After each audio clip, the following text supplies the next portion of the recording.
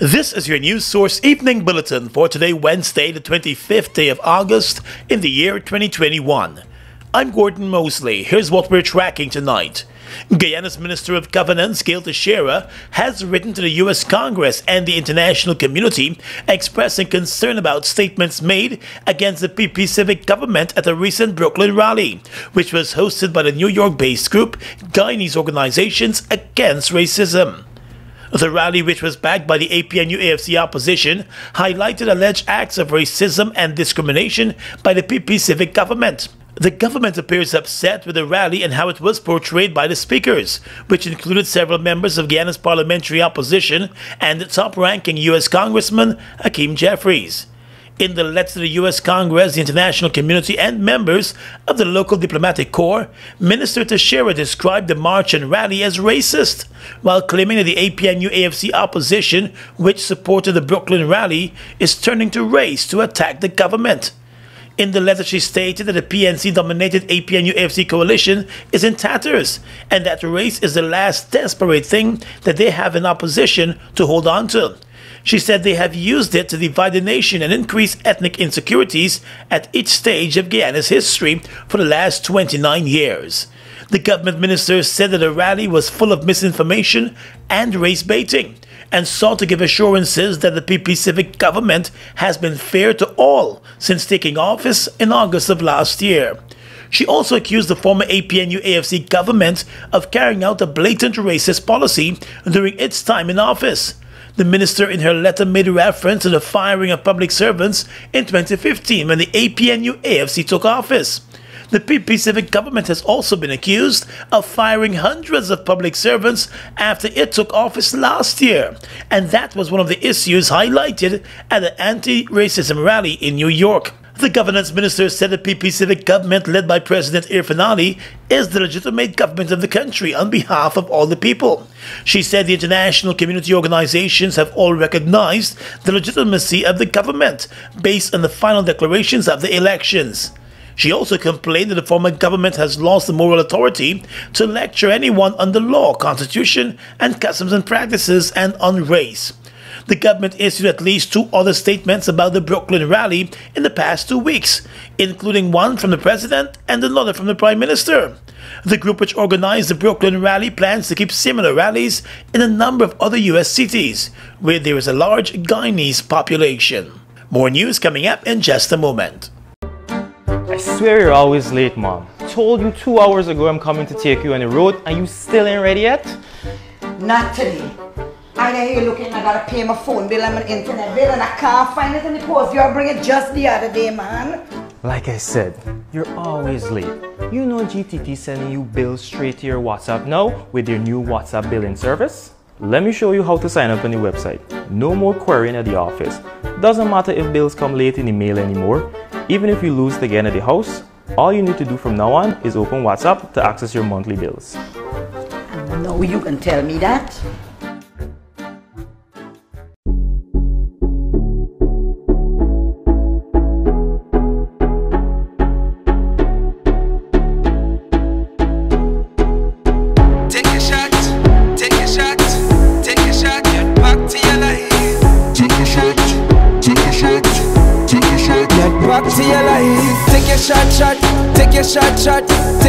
Shot, get back to your life. Take your shot, take your shot, take your shot, get back to your life. A message from Republic Bank. We've got exciting news! All 12-ounce yellow cab Buster are now only $100. Buster, live in come full get color. Your Buster, Buster $100. Come get your Buster, Buster $100. I'm in a rush. Digital got me in a rush. Driving style for the summer. Digital summer rush. Nobody's doing it big like Digicel this summer. Top up with $1,000 or more and collect the letters to spell the word RUSH for a chance to win one of 3 brand new Toyota Rush SUVs. Yes, you heard it right. 3 brand new Toyota Rush SUVs. Driving style for the summer. Hey, Digicel summer rush. Start topping up now.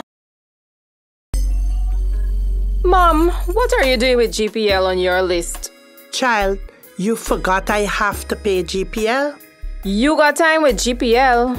I have to keep these lights on. The customers who think in that manner and refuse to honor their obligation to GPL are obviously not playing their part in ensuring quality service delivery. So, I will continue to pay my GPL bill on time, every time. I recognize the value of your point, Mom. You were right.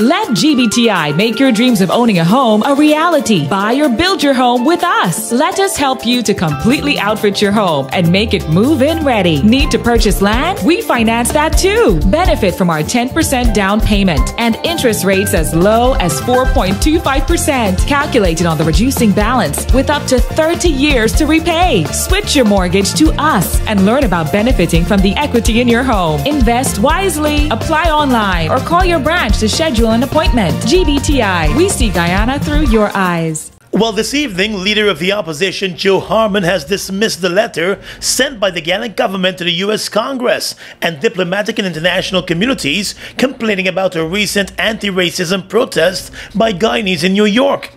In response to the letter signed by Governance Minister Gil Teixeira, the opposition leader said the government can make all the statements it wants, but cannot run away from the reality on the ground. Gil Teixeira could write all over. Jacques Dieu could go all over. Irfan Ali could talk as much as he wants. Mark Phillips could talk as much as he wants. The reality in Guyana is different. And I said it a few days ago, that their policies are creating two separate Guyanas. And we have to work to bridge the gap rather than widening it. But all of what they're doing, the resources that they're doling out, like if it is their private property, it's going in one direction.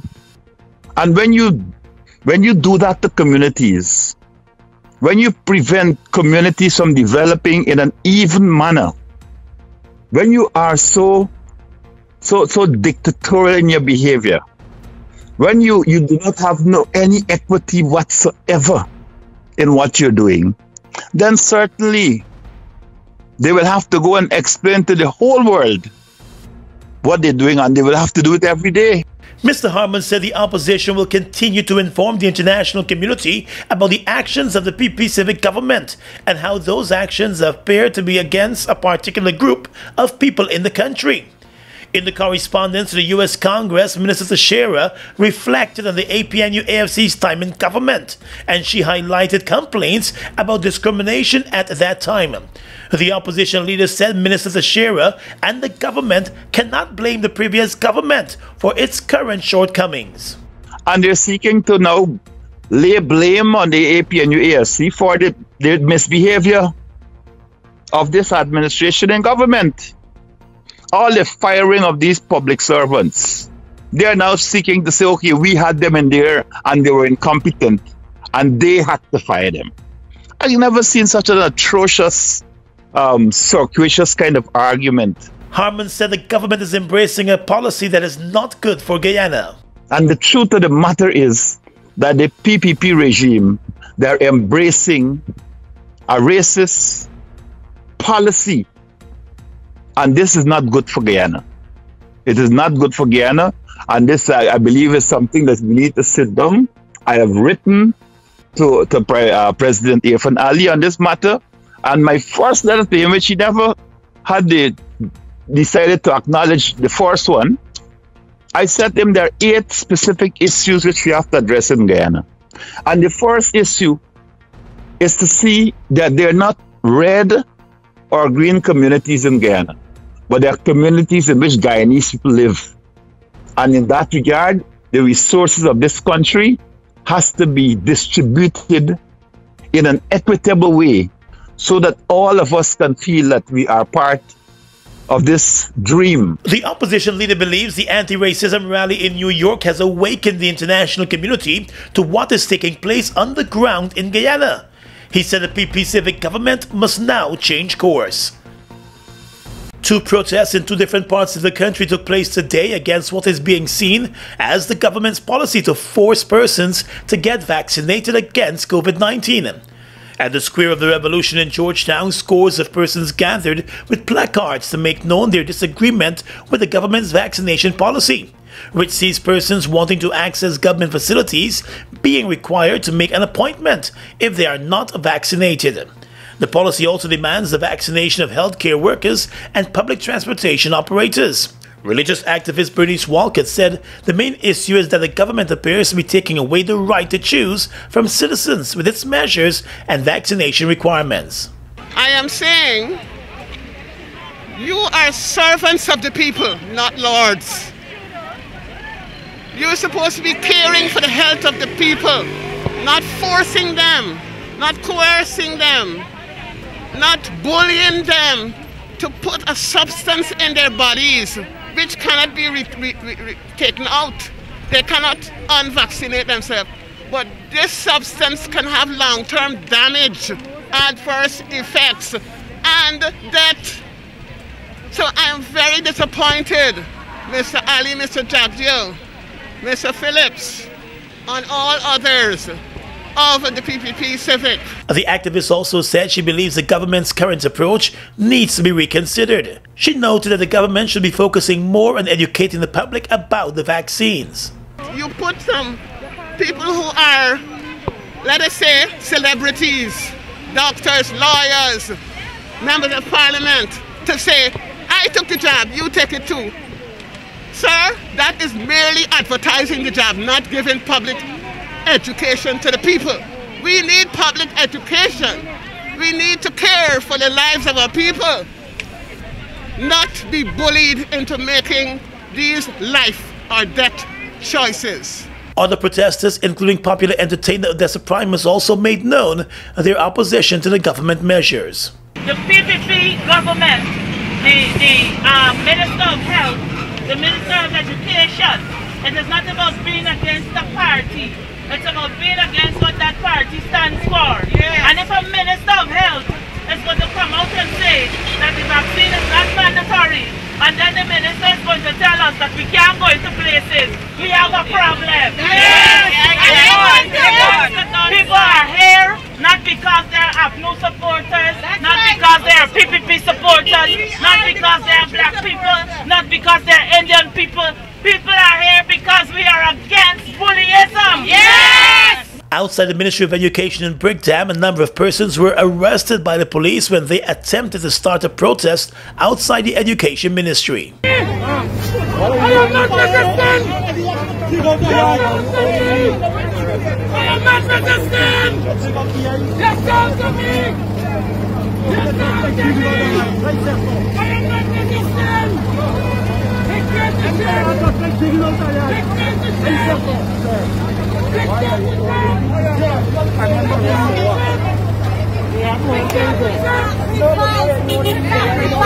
People in Guyana, and they're taking the kids to the home in Pleasance and stealing them and beating them and chopping them up.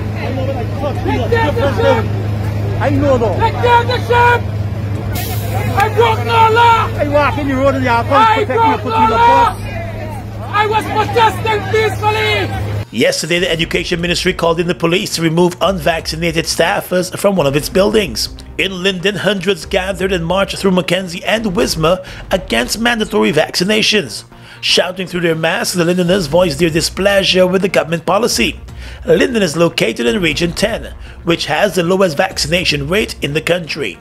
Lindeners are threatening to continue their protest action until the government reconsiders its vaccination policy. We're standing up for our rights. This is not about politics, it's not about religion, it's about your human right, your right to choose, right? And that right is constituted.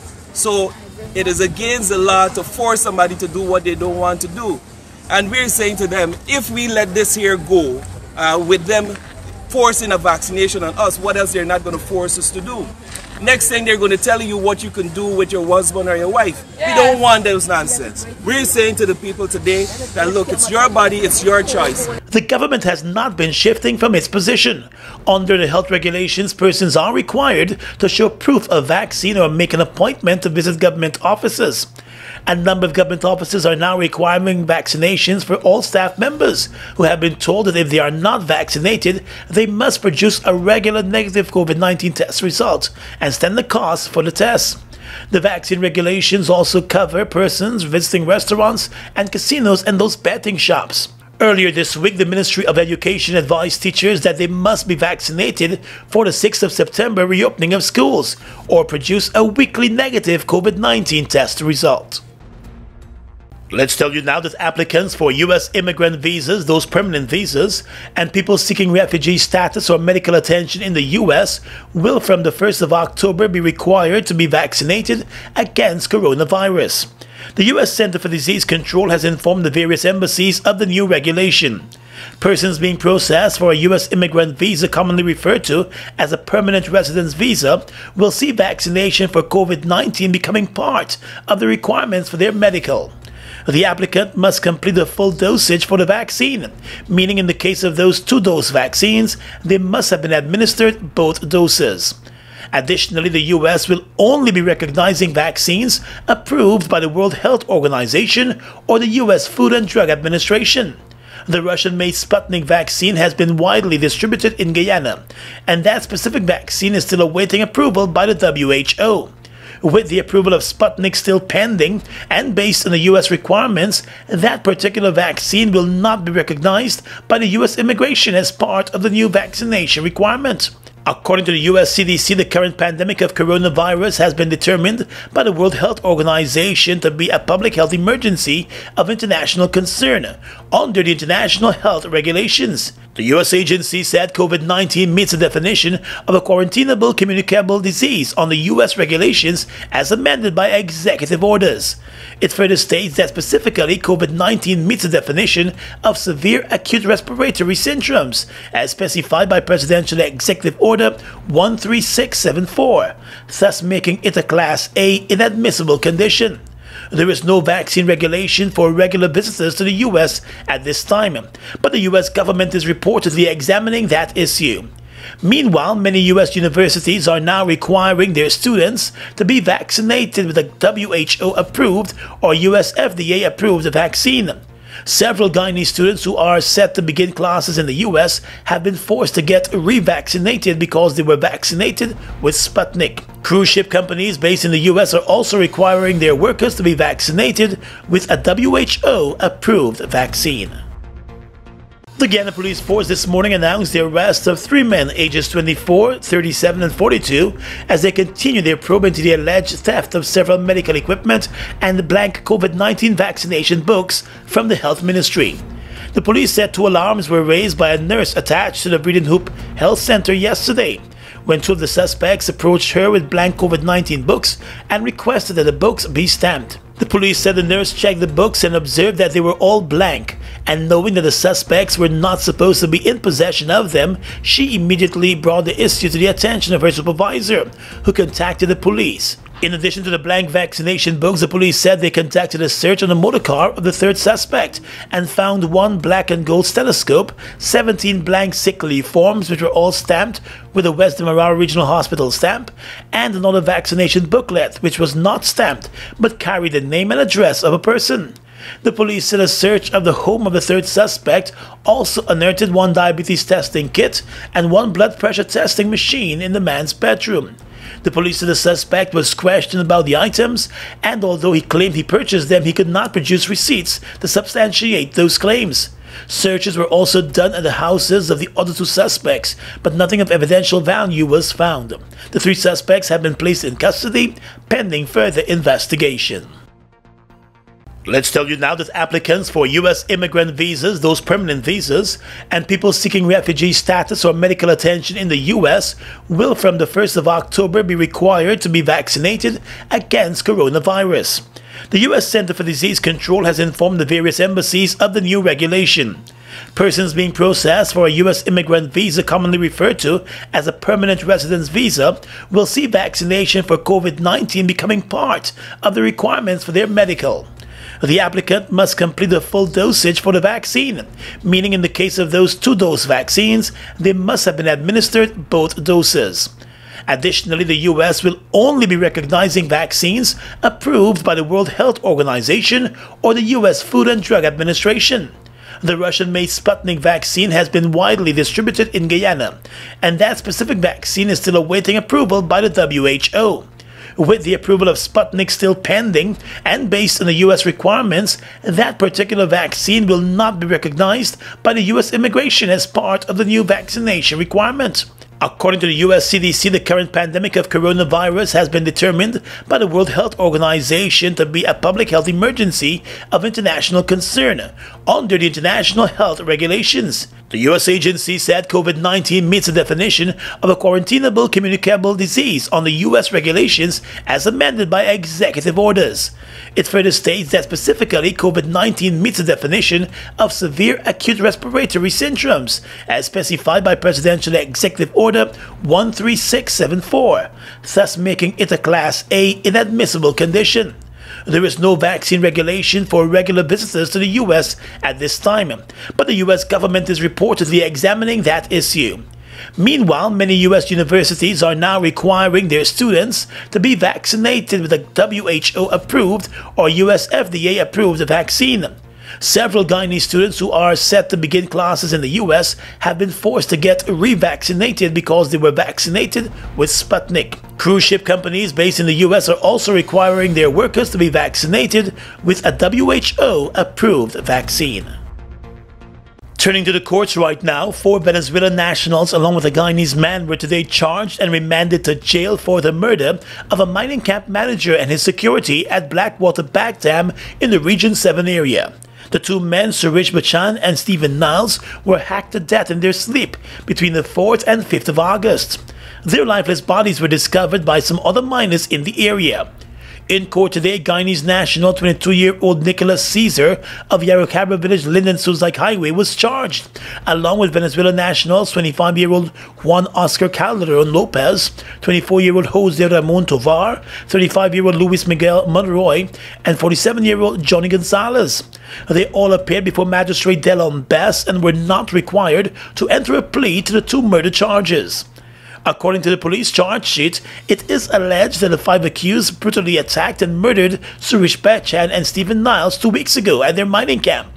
The 5 men have been remanded to jail and will make their next court appearance in the new month of September. The mining camp where the 2 men were murdered was operated by city businessman Kevin Fairburn. One of the murdered men was found lying in a hammock while the other was found on a makeshift bed. A firearm that belonged to the security guard and other items were discovered missing from the mining camp. Municipal Matters to report now as the back and forth continues between the chairman of the Local Government Commission, Julius Fairburn, and the Georgetown City Council over the appointment of Candace Nelson as acting town clerk. The Local Government Commission chairman has written to the mayor informing him that the decision to appoint Ms. Nelson is binding.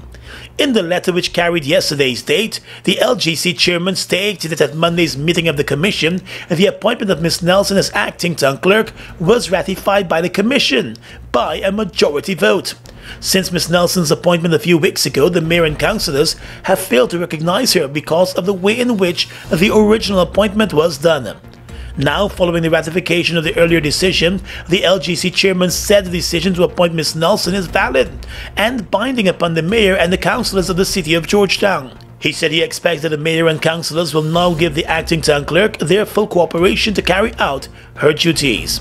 In late July, Nelson was appointed interim town clerk by the chairman of the Local Government Commission. However, the mayor and councillors argue that no such position exists, while pointing out that Nelson was single-handedly appointed by the chairman and not the commission as a whole.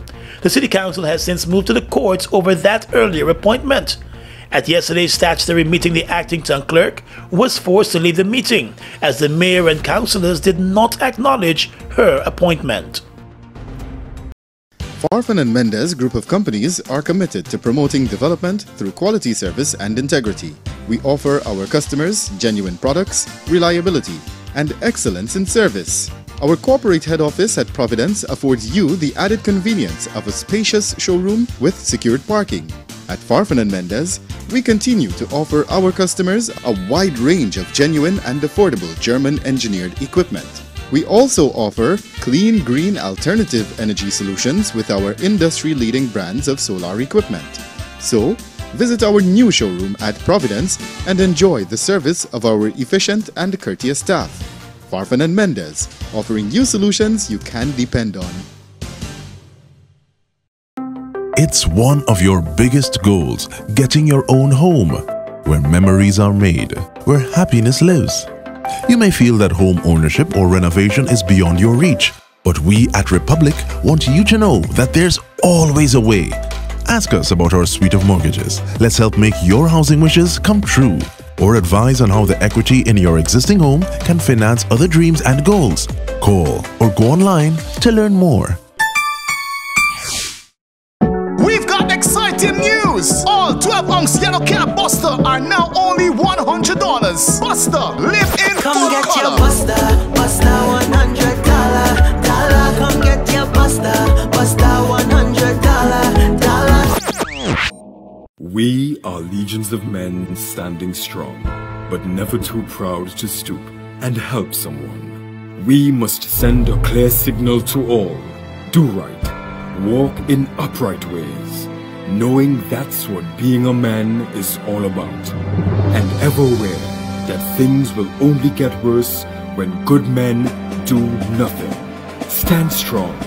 Be the one to live right. I swear you're always late, Mom. Told you 2 hours ago I'm coming to take you on the road and you still ain't ready yet? Not today.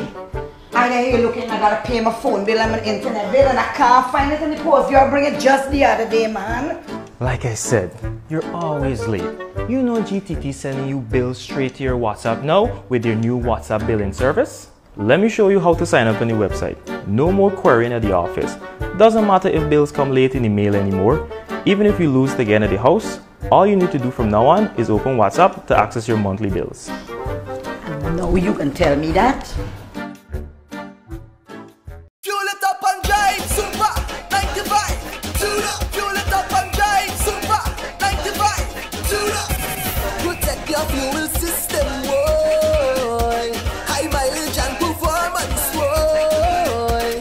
Guy Oil Super 95 gasoline gives you more reasons to drive and is available at 56 service stations nationwide. For affordable price, high performance, and high mileage, choose Guy Oil's Super 95 gasoline. Fuel it up and drive.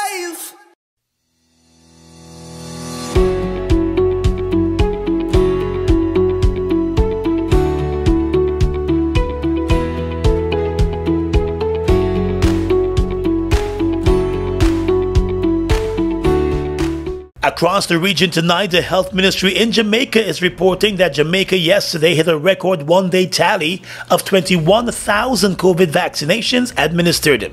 The Pfizer vaccine was being administered island-wide except at the Mona Aging and the University Hospital of the West Indies, where the AstraZeneca vaccine was being delivered to adults only. The health ministry said 40% of those vaccinated yesterday were students between the ages of 12 to 18 years old. The government has approved the use of the AstraZeneca, Johnson & Johnson and Pfizer vaccines in Jamaica. It is targeting vaccinating 65% of the population by March of next year. Yesterday's figure would push the vaccine tally close to the 350,000 milestone for people who have received at least the first dose of the two-dose vaccines. Johnson & Johnson is a single-dose vaccine. Overall, more than 480,000 doses of COVID vaccines have now been administered in Jamaica. The Health Minister, Dr. Christopher Tufton, acknowledged the long waiting times for many Jamaicans at vaccination sites across the country. He has promised to build on the process to make delivery more efficient. In neighboring Brazil, Brazil's state governors are concerned about military police turning out in support of the president, Jair Bolsonaro. In an upcoming march, minutes published yesterday showed as the far-right former army captain continues to sow doubt about next year's presidential election. Their concerns came to light in minutes of a Monday meeting of governors in Brasilia, in which they discussed the worsening political crisis in Brazil, as Bolsonaro picks fights with the Supreme Court and federal electoral authorities and questions the credibility of the country's elections. Of Brazil's 27 governors, 25 signed the minutes expressing concern about the high level of support for the president among the country's roughly 500,000 military police who report to state governors. And finally tonight, international news. A U.S. intelligence report requested by President Joe Biden into the origins of coronavirus is inconclusive, U.S. media reports say. Agencies are reportedly divided on whether the virus, first seen in China, was the result of a natural spillover from animals to humans or was caused by a laboratory accident. A summary of the report is expected to be published in the coming days. China's foreign minister has dismissed the report as anti-science. Wang Yi said Washington had ignored and abandoned research carried out by the World Health Organization for a report that would only service its political purposes. The pandemic, which has claimed more than 4 million lives around the world, began in the Chinese city of Wuhan in early 2020. While countries have been working to contain the spread of the virus, scientists have been trying to work out where the virus originated. And that's your News Source Evening Bulletin for tonight. I'm Gordon Mosley, reporting and encouraging you to stay safe.